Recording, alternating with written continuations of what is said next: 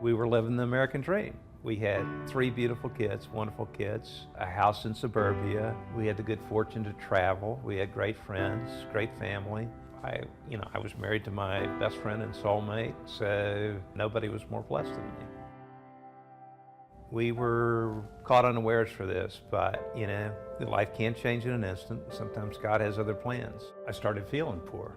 I was 55 years old, and I was tired all the time and just wanted to sit on the couch all day. I thought that, perhaps it was just the way you feel when you get old. It turns out that I had this very rare orphan disease called amyloidosis. Our whole life was kind of set out in front of us, and I thought, oh, it's going to be great. And then you get this diagnosis of something I've never even heard of, and I just cried. I remember sitting there crying and crying, not even really understanding what this illness was, because I'd never even heard of it, and just knowing this is not good, and our lives have changed, and knowing that I might not have a husband. I didn't know for how long I wouldn't have a husband, but I think that was the hard part of not knowing how long I'd have a husband. It's very, very scary. I think telling the kids is one of the hardest things that you have to do because one, they didn't know anything about this illness. It's not your typical cancer. And so telling the kids that he had something that they could hardly pronounce was really hard. As much as anything, I wanted to do what I could to fight this illness for the kids.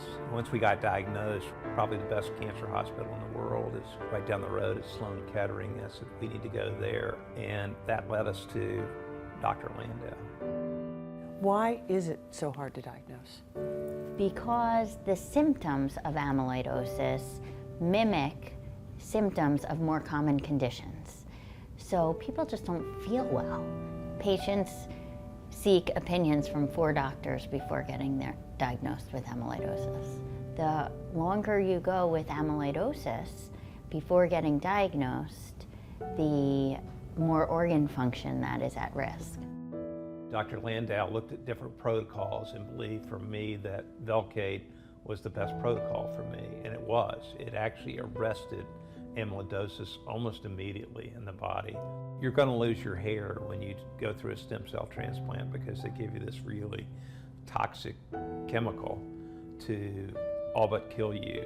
So we decided to have some fun with it. So we had a shaved dad party. And the kids were there, and friends and family were there, and it was great. You thought you looked pretty good. It wasn't quite Yul Brynner, but it was okay. I mean, it's actually okay to be bald, to be a guy this day. Like a lot of medical procedures, there's risk involved, and you could die during the stem cell transplant. In order to make it work, they have to get rid of all your white blood cells, so you were 100% prone to infection, and I happened to get infected. I caught pneumonia and the flu at the same time, literally, and had to be readmitted to the hospital. And my poor little kidneys, which were trying to hang on, just couldn't tolerate that last little insult, and so they crashed. And once they crashed, they were gone. We had an angel donor, a friend of the family, who came through and just said, I want to give Doug a kidney. The day I received the kidney transplant, within hours of waking up from that procedure, I felt immediately better. I mean, immediately. I walked 3 miles that next day in the hospital. It was miraculous, it really was. I look back at the pictures that we took through that process, and what I love about it is that we always had a smile on our face. We had smiles with the nurses, smiles with the doctors, and even though it was such a difficult process, we had so many people rooting for us, so many people there for us, that it made it less horrific, less frightening, less scary. When you're sick as a dog in bed in the hospital or whatever, you think, dear God, if I ever get out of here, I'm gonna make every day count. Once you start to feeling good, you start to act like yourself again. And acting like yourself before was just living life, not living life like you might die tomorrow. I'm back to having dreams, and I'm back to thinking more beyond just what this week's going to be like. I'm thinking about what next year's going to be like. I know it sounds crazy, but I actually think it's been a great experience. I wouldn't change anything either. we've been really fortunate.